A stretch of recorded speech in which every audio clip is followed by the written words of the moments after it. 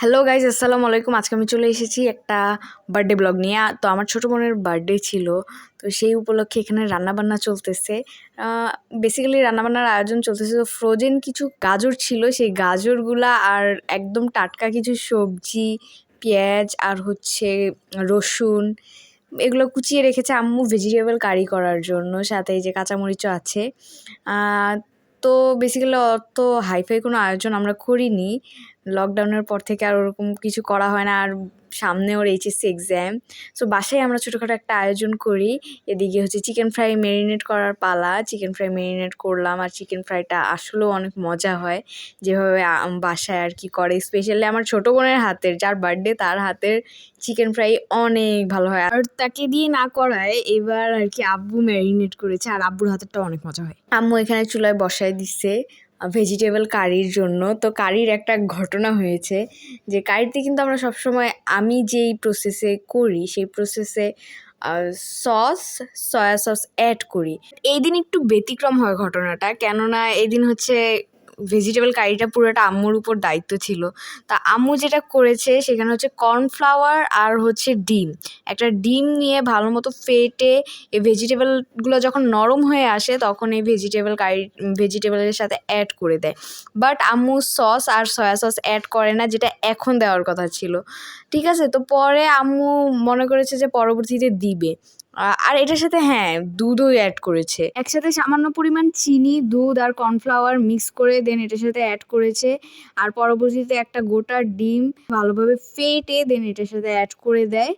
এরপরে যখন একটা বলক আসে, বলক আসার আগ মুহূর্তে কি বলে, কাঁচামরিচগুলোও অ্যাড করে দেয়।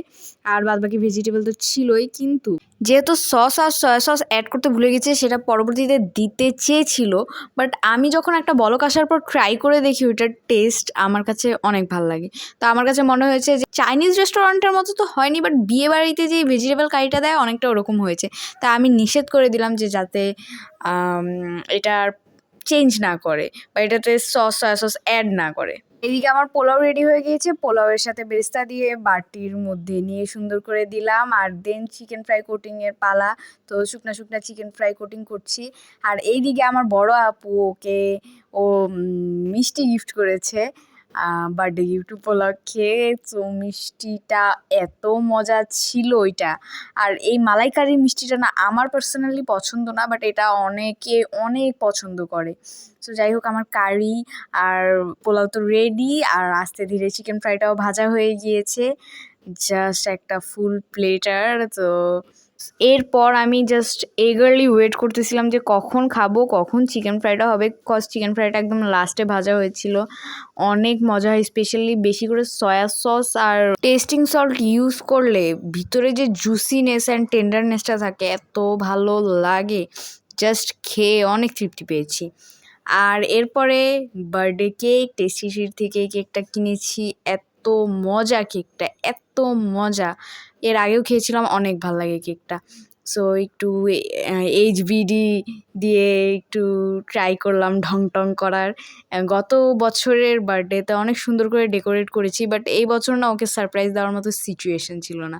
গত বছর ওকে টোটালি সারপ্রাইজ দিয়েছিলাম আর ও সারপ্রাইজড হয়েছিল। বাট এবার একদম সিম্পলি ছিল সব কিছু, সারপ্রাইজ করার মতো সিচুয়েশন ছিল না।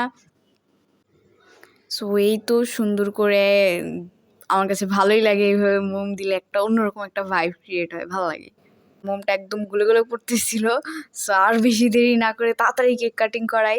অ্যান্ড এরপরে কেক খাওয়ার পাল্লা। এটার একটা জিনিস আমার কাছে ডিফারেন্ট লাগে, যে এর আগের বার যখন এই কেকটা খেয়েছিলাম পুরাটা ভ্যানিলা ছিল, কিন্তু এইবারের বার মাঝখানে একটা লেয়ার চকলেট দিয়েছিল।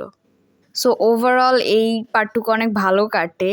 আর এরপরে ওর ফ্রেন্ডের দেওয়া গিফট, এটা ওকে দিয়েছে। আমি তো জাস্ট দেখে একদম অনেক খুশি হয়ে গেছি। আমার মানে এরকম আর্টিস্টিক জিনিস অনেক ভাল লাগে। আর সেই সাথে ওর ফ্রেন্ডরাও ওকে কেক গিফট করেছে, মানে ও এই বার্থডেতে টোটাল 3টা কেক পেয়েছে।